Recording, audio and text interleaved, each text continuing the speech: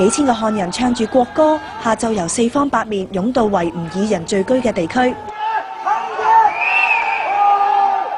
人民廣場一帶有人手持斧頭、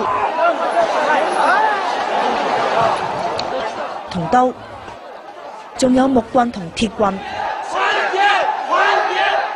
不時就高叫口號。佢哋聲言，如果再有騷亂，會向知識分子還擊。示威者又衝破警方嘅防線，防暴警察多次施放催淚氣體驅散。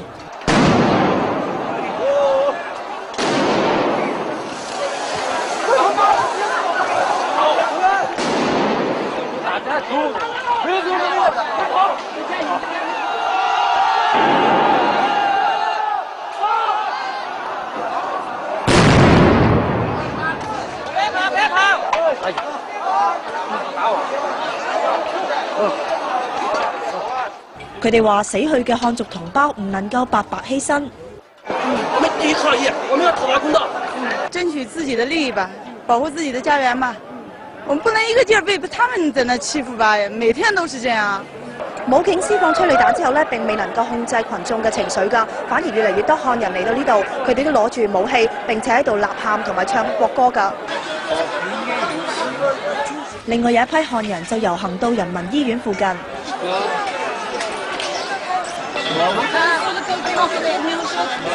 漢人同維吾爾人互相抌石頭。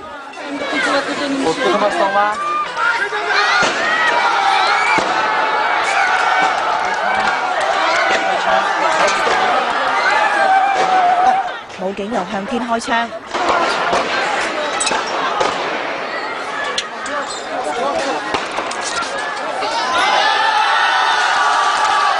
又出動裝甲車驅散人群。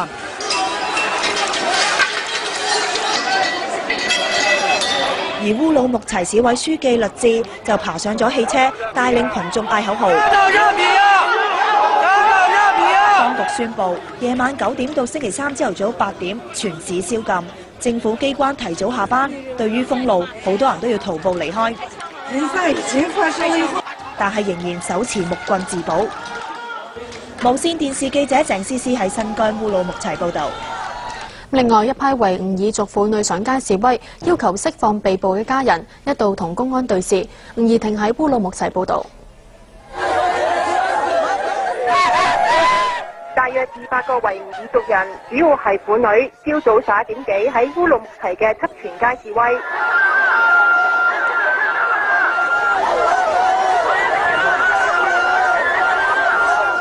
要求當局釋放佢哋嘅親人。抗議那些人都被抓了吧？我現在跑出來，我不知道我明天還能不能在這裡。那個女人全她老公就是監獄裡面嘛，現在還沒放出來，還有7歲、8歲、10歲的小孩，全站起來。中國明亮法律。武警手持警棍同盾牌，試圖驅趕，雙方推撞。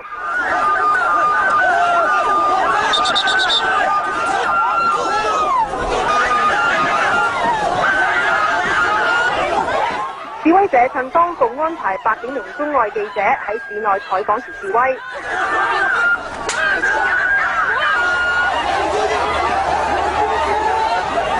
其後武警將裝甲車移後，配備槍同催淚彈嘅人員繼續戒備，雙方對峙。直到中午，示威者喺警方勸喻之下陸續散去。請上車啦！烏魯木齊市面唔少重點地區仍然有武警同特警駐守。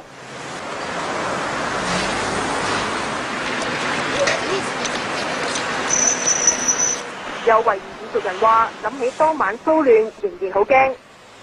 害怕中的我心臟也不好。我也心疼着呢，這個沒辦法。為什麼心中會不好啊？我一看見是害怕了，這個跑掉了。人民廣場呢一度係發生暴亂嘅地點之一，咁當局喺深夜實施戒嚴，到朝早8點之後先至解封。當局批評有人利用互聯網煽動群眾上街。三股勢力為了達到分裂祖國的罪惡目的，丧心病狂，不择手段，其罪恶行径惨绝人寰，令人发指。而家全市都唔能夠上網，咁政府指適當時間會解除封鎖。目前只有當局安排嘅新聞中心先至可以上網。亦都有記者話冇辦法打到電話到海外，咁內地通訊就正常。朝早有市民收到短信，咁表示自治區當局呼籲大家要小心，有維吾爾族人入社區上門鬧事，已經有人遇害。無線電視記者吳怡婷喺烏魯木齊報導。有香港同台灣嘅旅行團繼續喺烏魯木齊嘅行程，大都更改路線，避開曾經發生騷亂嘅地方，例如大巴扎。鄭思思喺烏魯木齊報導。呢個台灣旅行團琴晚先至到，團友就話導遊話俾佢哋聽發生咗暴力事件，會減少戶外活動，但係就會繼續行程。當地的導遊給我們講，就是那樣話，因為他這次暴動的景點那樣話，只是一個點而已，應該是不會有什麼太大的影響。那你們就今天有什麼行程？我們今天到吐魯番洼地啊。台灣領隊就話會同當地嘅旅行社保持聯絡。